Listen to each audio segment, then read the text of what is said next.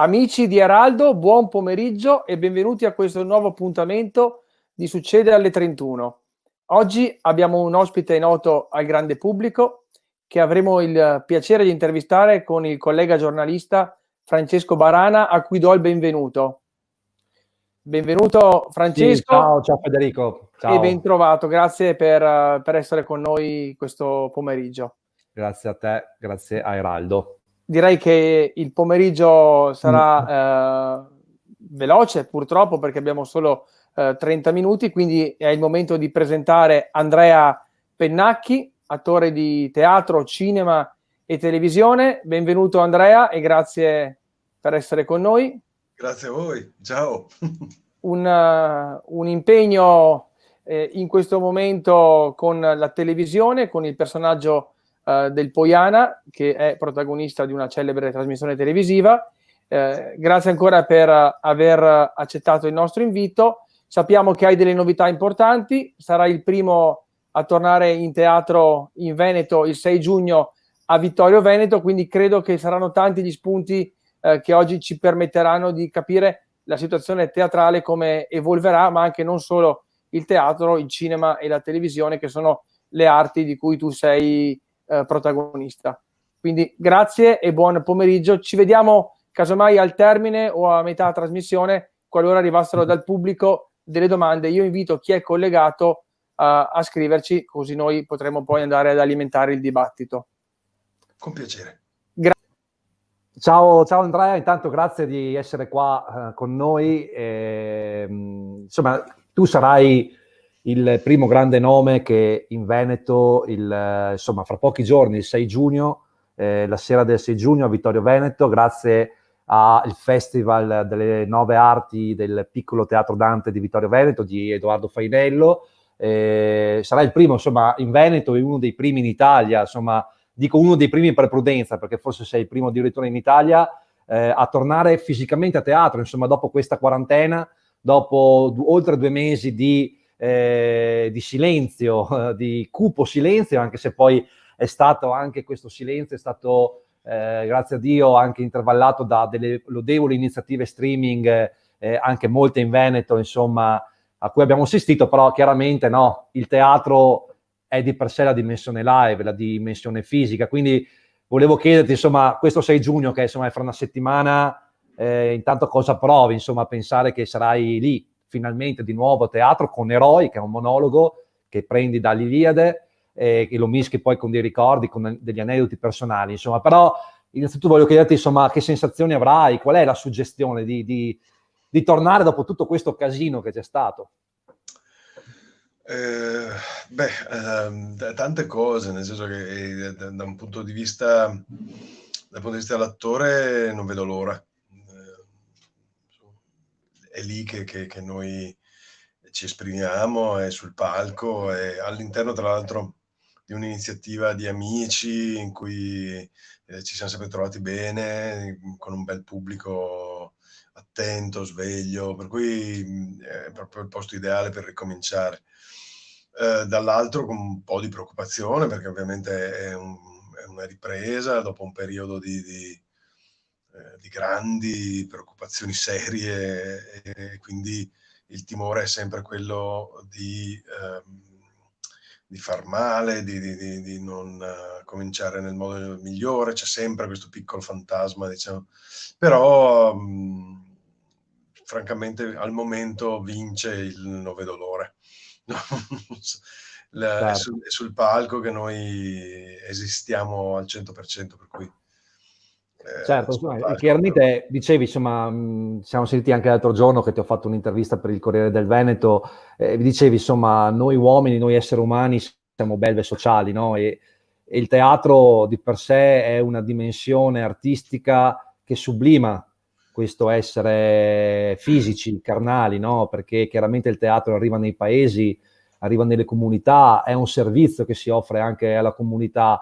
Quindi forse è la cosa anche, è perfetto questo binomio, no? Cioè si riparte, c'è la fase 2 e riparte il teatro. Sì, nel senso che la socialità è già ripartita, poi abbiamo visto quelle cose tra il tragico e l'esilarante in cui tutti davano la colpa a dei ragazzi che andavano a bere degli spritz dopo essere stati chiusi per 3 mesi, come se fossero loro alla base di tutti i mali della pandemia. Però diciamo è sotto gli occhi di tutti, è evidente quanto gli esseri umani hanno bisogno di altri esseri umani in presenza. Sì, è figo Zoom, è figo StreamYard, è figo non sentirsi soli, e così lo chiami su Skype e vedi il tuo amico cosa sta mangiando o la tua amica che cosa sta leggendo, però la vera dimensione nostra, anche nel sentirci raccontare le storie, è quella di stare in gruppo, in branco, appunto in socialità, in situazioni di socialità. È molto bello poter riposare, stare a casa, guardarsi un film in televisione, però la vera, diciamo, la vera impresa culturale, la cosa che fa bene e che stringe i legami di una comunità è andare in un posto a sentire storie, a condividerle, magari a discuterne dopo quando si esce, cosa che è simulata benissimo dai social, ma non è la stessa cosa. Di questo sono convinto. Certo, insomma, chiaramente può esserci tutta la tecnologia del mondo, ma l'aspetto, la dimensione fisica e live carnale non potrà mai essere sostituita da uno streaming, chiaramente, no? Cioè poi, al di là di tutto, poi il mondo cambia, però poi le cose essenziali rimangono quelle, no? Sì, gli esseri umani alla fine sono sempre quelli. Poi è ovvio, il tempo sta andando avanti, la tecnologia ti permette di avere, tra un po' potremo avere dei chip che ci amplificano le emozioni, le notizie, potremo vedere direttamente proiettate sulla nostra fronte le serie TV preferite, per carità, tutto vero. Però rimane che c'è un fondo, finché saremo umani, rimane questa necessità di stare assieme ad altri esseri umani. Certo, secondo te, appunto, dal punto di vista innanzitutto poi del pubblico, poi ti chiederò invece da attore, quindi sul palcoscenico, ma secondo te il pubblico cosa cambierà in questa fase 2 a teatro? Cioè chiaramente si parla, c'è la regola del distanziamento, anche lì Fainello del Piccolo Teatro Dante ha fatto secondo me un capolavoro perché ha creato delle condizioni di sicurezza perfette per poter tornare a teatro in sicurezza, però secondo te sul piano anche psicologico, innanzitutto il distanziamento porterà alla metà dell'afflusso di pubblico chiaramente, no? Rispetto a prima, però anche sul piano psicologico la gente secondo te ha voglia di tornare a teatro, è più la voglia di tornare, è più la paura, come la vedi questo aspetto? Allora, partiamo dalla seconda domanda. Questo lo stiamo per scoprire. Grazie a Dio, proprio anche oggi sentivo che ovviamente guardo i bollettini come nella guerra, guardi i bollettini di guerra, e il Veneto sembra gestire molto bene questa fase 2, diciamo, le cose sembrano andare abbastanza bene, siamo stati anche fortunati, diciamo, ad avere un'equipe di persone, a partire da Zai e poi da tutti quelli che ha scelto, diciamo, come collaboratori scientifici. Siamo stati fortunati, lo dico senza tema di sembrare un lecchino, Sì. un cispeo, perché comunque io anche i miei personaggi all'establishment le dicono quando le devono dire, però va detto anche la realtà. Scusate, ma la fase 2 vuol dire che c'è gente che sta segando gli alberi.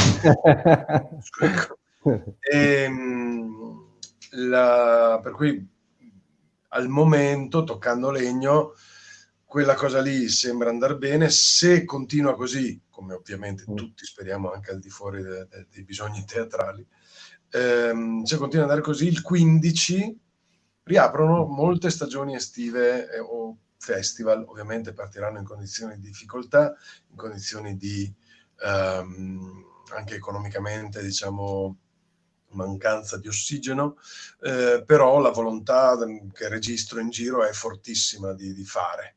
di fare cose, di portare spettacoli, magari piccoli, ma ovviamente venendo incontro alle regole di sicurezza, però c'è una forte volontà di questo, per cui stiamo per scoprire quanto al pubblico siamo mancati effettivamente. Ecco, ci saranno, tu avevi proponi, no? Mi dicevi anche, ci sarà meno pubblico, aumentiamo le repliche, no? Si fa qualche anche un Non c'è sacrificio. problema, proprio anche oggi ne parlavo con degli organizzatori e ovviamente ci si mette d'accordo perché per noi sul palco è il doppio della fatica, però non raddoppieremo, diciamo, i cachet, cercheremo di venire incontro al pubblico che ha voglia di venire. Va detto che in estiva e all'aperto il distanziamento, pensando anche al bellissimo teatrino di Vittorio Veneto, non soffoca più di tanto il numero massimo di persone che possono entrare, perché se prima tot sedie si potevano mettere strette, ma erano tipo 70-100, adesso allargando sono ancora 70-100, per cui... Sì, ma anche perché poi mi dicevano che lì le famiglie, per dirti i nuclei familiari o i conviventi, comunque potranno stare, ci sono dei tavoli, potranno comunque stare vicini, quindi ecco, comunque insomma... questa possibilità sarebbe stupido non tenerne conto, persone che hanno passato il picco dell'epidemia chiuse in casa assieme, perché non devono stare sedute assieme all'aperto con il vento beo fresco che arriva a Vittorio Veneto. Scusa, invece sul piano d'attore, il teatro, sul palcoscenico, mi dicevi insomma tutto va bene, test serologici per gli attori, isolamento durante la tournée, ma non la mascherina, perché la mascherina per un attore, ovviamente c'è tutta la fisicità della recitazione, del volto, è un no sense, no? Sì, no, lì è proprio... Sentivo un esperto, Galimberti, tra l'altro, che diceva questa cosa, che era molto vera, cioè la mascherina, tutti dicevano, ma adesso non saremo più in grado di sorridere perché la mascherina copre il sorriso, però lui diceva giustamente, guarda che la prima cosa su cui focalizza il bambino è l'occhio, e quindi quello, la mascherina, non lo potrà mai coprire, c'è tutto una serie di emozioni che passano fortissime dagli occhi, ed è verissimo, infatti io non ho notato con la mascherina difficoltà a interagire con le altre persone, perché si capiva qual era lo stato emotivo delle persone con cui stavo chiacchierando, anche se avevo la mascherina. Il problema invece a teatro è più grosso, perché gli occhi si sono visibili bene alla prima fila, ammettendo che siano molto attenti. Che io dilati proprio l'occhio a baeton, però è fondamentale poter lavorare sull'espressività della faccia tutta per essere visibile. La tua faccia diventa una maschera, se la copri non si vede più niente. Certo, tu sei Andrea, però, insomma... scusami, volevo ribadire quella cosa che hai detto tu, cioè che è verissimo, cioè, a parte quello, tutto quello che serve va fatto, non si discute, analisi sierologico, tampone, tracking, addirittura per quello che riguarda il protocollo cinema si parla proprio della possibilità di controllare i movimenti di tutta la troupe per tutto il periodo delle riprese, e ha senso, perché ovviamente lì basta che uno si ammali e blocchi veramente, anche ammettendo e sperando che vada tutto bene, che nessuno stia veramente male, però lì vuol dire che blocchi e perdi risorse per milioni e milioni di euro. Carlo, ecco, tu sei insomma attore di teatro, tornerai, ma anche di televisione e di cinema, insomma adesso a ottobre farai una serie TV, Petra, con Paola Cortellesi, stai lavorando anche, mi dicevi prima fuori onda, a un film su Roberto Baggio, poi a una piccola parte di un'altra fiction che girerai da luglio in poi, insomma sei molto attivo, la gente ti conosce chiaramente per anche come volto di propaganda live sulla 7 al venerdì sera, fai sempre dei monologhi di 5, 6, 7 minuti con il personaggio Il Poiana, dopo ne parleremo, però insomma il 6 giugno tu torni al teatro con Eroi, che è un monologo di circa un'ora, insomma un'ora e mezza, ispirato a una parte dell'Iliade, a un racconto dell'Iliade di Omero, però che dopo tu mescoli raccontando dei fatti, degli aneddoti personali, insomma unisci un po' il classico con anche un qualcosa di più pop, perché parti da Omero per arrivare anche a parlare di rugby, no? Dello stadio plebiscito di Padova, in mezzo ci metti dentro insomma il grandissimo Sergio Leone, il grandissimo Morricone, insomma con Il buono, il brutto e il cattivo. Durante lo spettacolo ci sarà anche un omaggio a Morricone con delle colonne sonore. Volevo capire insomma in breve insomma questo spettacolo che è una nuova prima, diciamo, perché tu lo porti in giro da qualche tempo, però chiaramente il 6 giugno, anche si chiama anche Eroi, poi che titolo non poteva essere più azzeccato, ha un significato particolare, insomma, ecco, quindi è anche un po' eroico tornare a teatro in questo momento, chiaramente. Quindi, di cosa parla? Spiega in breve un po' appunto in Eroi cosa parli, cosa tratti. Ma, sarò brevissimo, nel senso che racconto un pezzo di Iliade. Il motivo per cui unisco degli eventi personali, diciamo, non tantissimi, diciamo, è perché nel mio immaginario alcuni dei personaggi prendono vita con facce familiari, oppure momenti topici della storia prendono la forma che mi era familiare quando per prima volta ho visto l'Iliade, la semplificazione nel racconto per bambini che avevo trovato dell'Iliade. E ovviamente una grossa parte la gioca Sergio Leone, che è sempre stato, assieme ai film con Bud Spencer e Terence Hill, nel nutrimento delle mie estati, e film di Totò, ovviamente, ma quelli come immaginario Iliadi non sono proprio molto, non c'entrano tranne alcuni Certo. momenti. E poi appunto alcune cose per me io li ambiento nella mia testa nel quartiere in cui sono nato, nel quartiere in cui giocavo da ragazzino, e in cui, come nell'Iliade, come in Ragazzi della Via Pal, si combatteva tra bande di troiani e achei per il dominio del quartiere. Per cui, partendo da lì, uso un po' l'esperienza personale come ponte per andare verso qualcosa che secondo me sembra distante, ma in realtà è vicinissimo. Certo. Federico, visto che hai qualche domanda, magari anche del pubblico. Ci sono tanti complimenti anche per le iniziative che ti vedranno coinvolto prossimamente. Abbiamo una domanda di Alessio che ci chiede se c'è qualche possibilità per Verona di vederti durante la stagione estiva o autunnale. Allora, a Verona mi vengo sempre tanto volentieri, per cui spero di sì. Stiamo effettivamente, adesso non posso dire molto di più perché è tutto molto vago, però abbiamo avuto un contatto per un'importante partecipazione estiva a Verona, e spero che vada in porto, perché ci terrei moltissimo, per tanti motivi, non solo, anche di affetto verso Verona. Eccoci qua. Poi, ecco, volevo un attimino chiederti, oggi si parla di eroi, no? In questi mesi, in queste settimane, è una parola che forse anche, purtroppo, di cui sei anche abusato, perché poi io dico spesso che se un termine lo inflazioni li fai perdere di significato, quindi è anche controproducente. Però ti chiedo, secondo te, appunto, oggi chi sono gli eroi, anche magari pensando a Omero e all'Iliade, cioè in quella declinazione di significato, cioè oggi nel tempo attuale come la possiamo trasporre questa definizione? Secondo me eroi è uno di quei termini che più o meno significa sempre la stessa cosa. È come già ci siamo detti, diciamo, al telefono.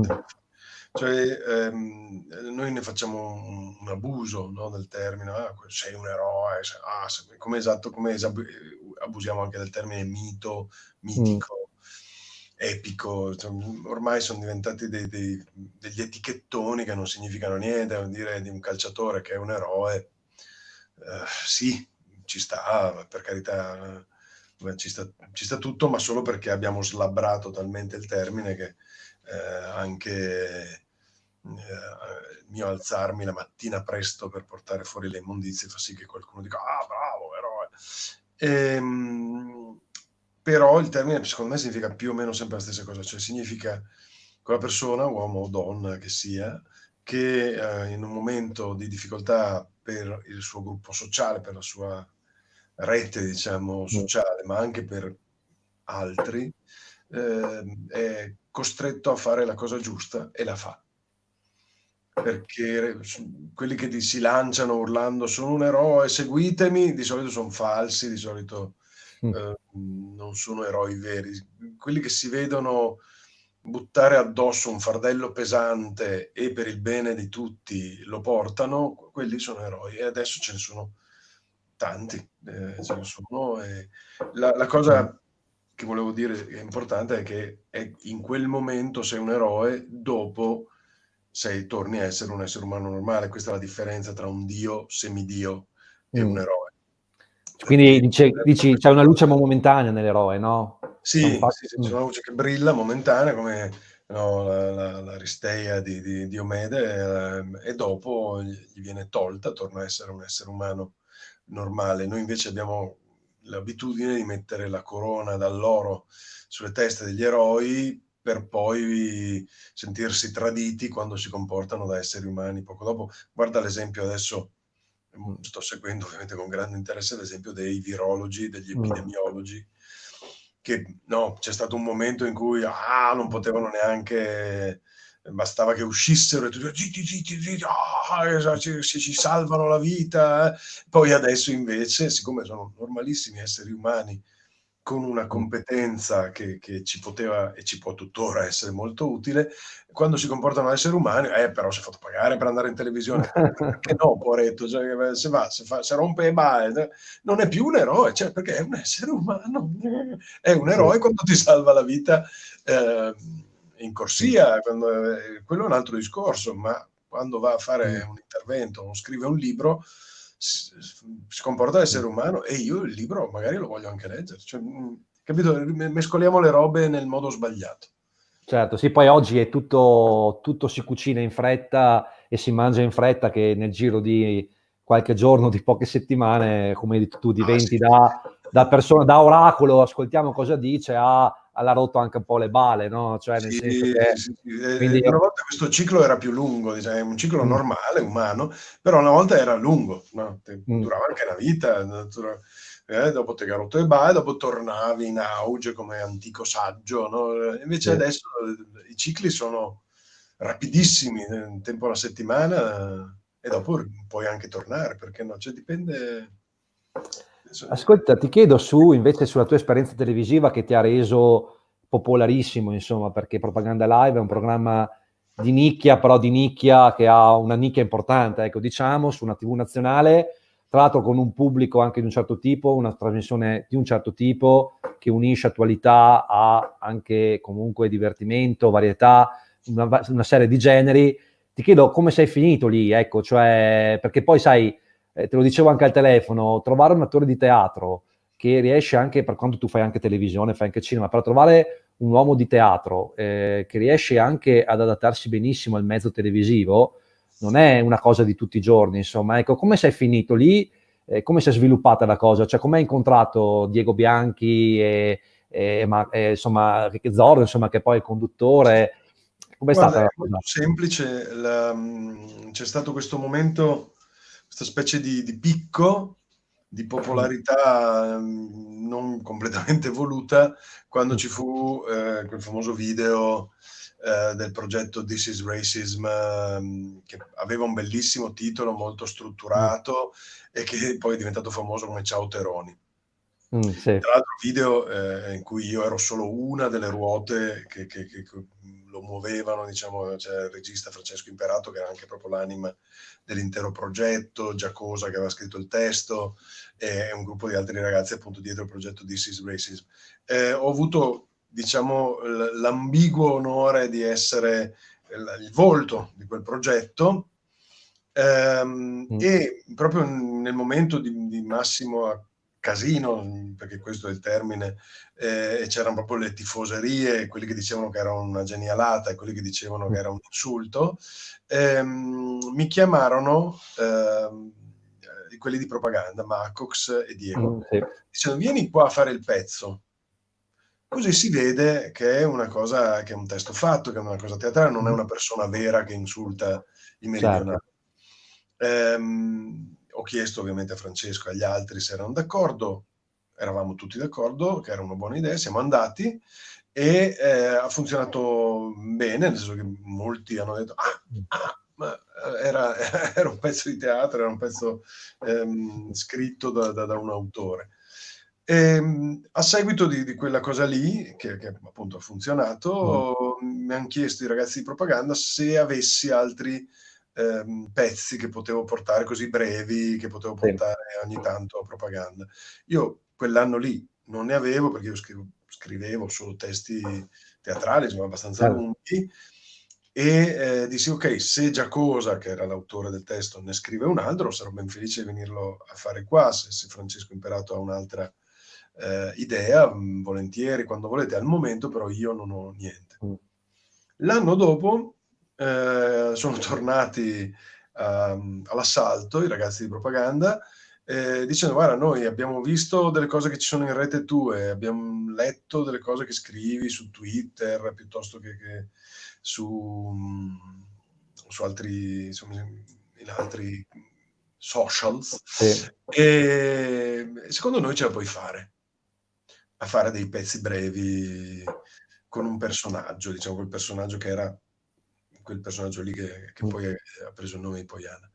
E io ho fatto un tentativo, così, se ci credete voi, che siete persone che stimo tantissimo, ci provo. E da lì è partita questa collaborazione. In alcuni momenti funziona molto bene, in altri magari va ancora un po' sistemata da parte mia, che non conosco bene il mezzo televisivo, però è figo, è molto bello. Lì questo dimostra che, insomma, quando c'è intelligenza da ambo le parti e il contesto giusto, i generi si possono mescolare, no? Ci può essere questa contaminazione. Beh, io quello comunque sono convintissimo, nel senso che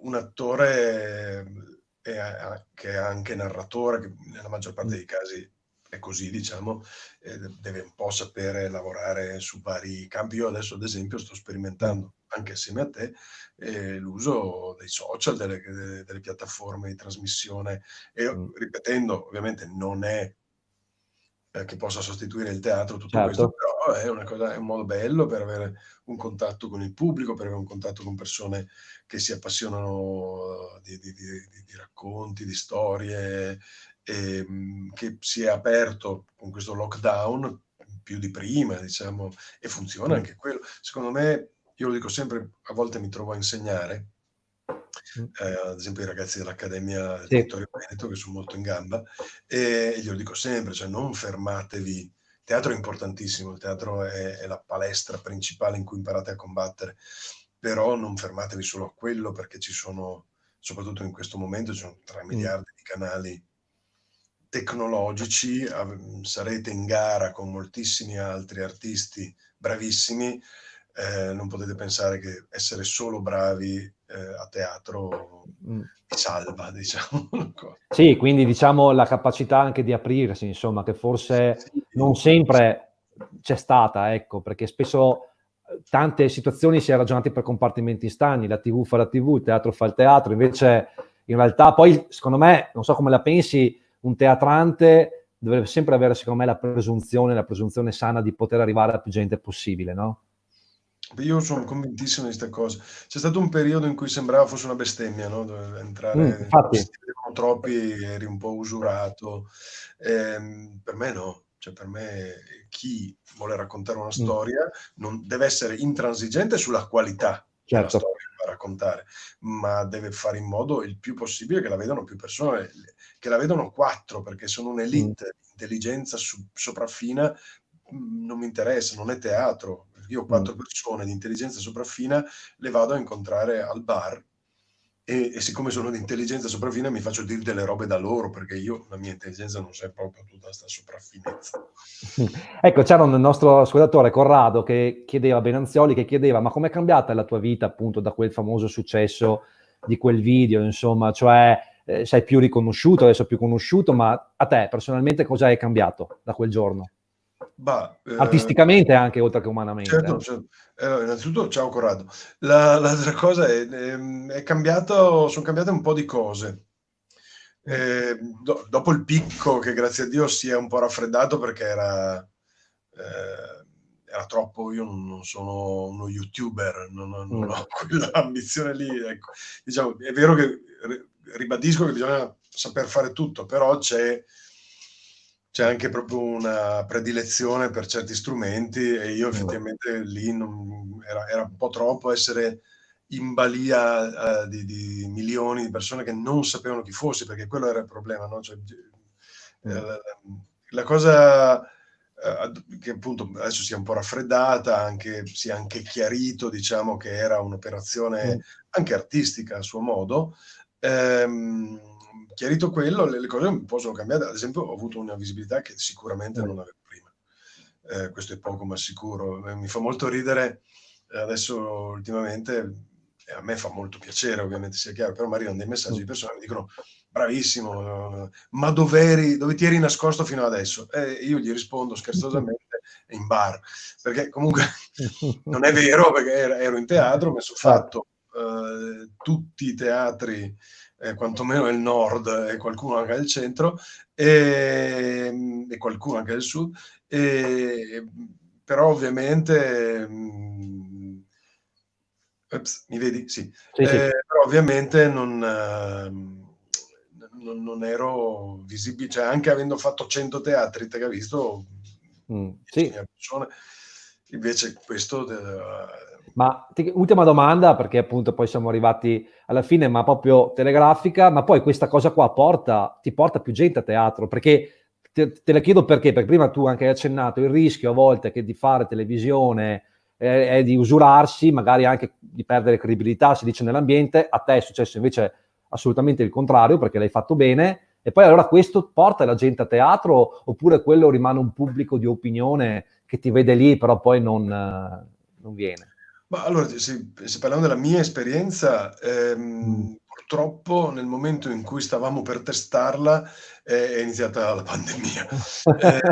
Per cui è vero, io credo che abbia un peso, soprattutto in virtù della qualità del pubblico di Propaganda Live, ad esempio. Cioè, è un pubblico molto curioso, molto interessato anche al teatro, e se, adesso non voglio farmi pubblicità, ma se l'uscita del libro che abbiamo fatto uscire di Poiana e i suoi fratelli in qualche modo si riflette anche nel teatro, allora sicuramente sì, perché molta gente ha preso quel libro, dandoci poi subito dei riscontri immediati, su quell'onda lì. Se non fossi stato a Propaganda non avrebbe probabilmente mai acquistato il libro. Certo. Vediamo, io penso di sì, però te dico a settembre, te dico. Va bene, dai. Allora magari a settembre magari ci si risentirà anche, magari se avrai piacere, perché per noi è stato un grande piacere, veramente anche dal punto di vista editoriale, avere una figura come la tua che ci ha raccontato. Io, Andrea, ti ringrazio e lascio concludere anche a Federico, che è tornato in collegamento. Grazie Francesco e grazie Andrea. Avrei una riflessione brevissima che voglio sapere se condividi. Purtroppo la televisione spesso manca di ospitare attori veneti. Dobbiamo quasi andare al bianco e nero per vedere il Veneto rappresentato a livello televisivo con attori che vengono dal teatro, salvo rari casi, non voglio fare i nomi di tuoi colleghi. Quindi questa tua presenza a Propaganda Live sicuramente sta portando anche il grande teatro veneto, o quantomeno attori che siano nati e che portino anche le tematiche del Veneto al grande pubblico. Abbiamo parlato tanto di mezzo televisivo. Non so se condividi questa riflessione e come vivi questo orgoglio, perché di fatto questa spinta anche da Propaganda Live ha portato il nostro teatro veneto e i nostri attori a una visibilità nazionale. Beh, a me ovviamente questo fa molto piacere, è più una responsabilità che un orgoglio, diciamo, che quando si è in pochi a rappresentare qualcosa, basta che uno faccia una cazzata e la colpa ricade anche sugli altri. Per cui, diciamo, la vivo come double check per fare meglio le robe. Va detto che, insomma, periodicamente emergono talenti straordinari, Paolini per dire uno, per poi Natalino Balasso, cioè periodicamente. Io spero adesso, ad esempio, che ci sia più spazio anche per le donne. Abbiamo un sacco di narratrici e attrici straordinarie e mi auguro che ci sia un'attenzione maggiore anche a questo, però ovviamente non dipende da me, insomma. Per cui mi fa piacere, spero. Una cosa che mi riempie di grande orgoglio, quello sì, è che ogni tanto mi arrivano messaggi da persone che mi dicono: io sono di Napoli e mi piace un sacco sentire i monologhi in Veneto, io sono sardo e il tuo personaggio parla in Veneto, ma in realtà l'ho riconosciuto, è il mio vicino di casa. Cioè, riconosci queste cose qui, che c'è una specie di universalità di contenuti al di là della superficie, diciamo, ecco. Grazie Andrea, speriamo di poterti incontrare presto per un'altra diretta, magari con Francesco, che ne so, tra qualche mese ci aggiorneremo per vedere quando ripartiranno le prossime stagioni. Quindi e Federico, ringrazio. tutti a teatro il 6 giugno al Piccolo Teatro Dante a Vittorio Veneto, insomma, chi può, Ci vediamo insomma, in massa, infatti, distanziati, perché comunque sarà un evento, ecco. C'è proprio bisogno di tornare a trovarsi, a stare insieme e a teatro, perché è proprio è una vitamina essenziale. Grazie di nuovo ad Andrea Pennacchi, buon pomeriggio, grazie a Francesco. Grazie a te, grazie a voi. Grazie. Io vi ricordo l'appuntamento di oggi pomeriggio, anzi saremo già a sera, abbiamo un doppio appuntamento alle 19:30 con uno scrittore. Parleremo dei percorsi e dei cammini da Santiago alla Via Francigena, quindi un'occasione per tornare a parlare di letteratura, di arte, di sport e di essenza e di un cammino che ci porta a ripercorrere noi stessi. Quindi appuntamento alle 19:30 su Eraldo. Grazie a tutti.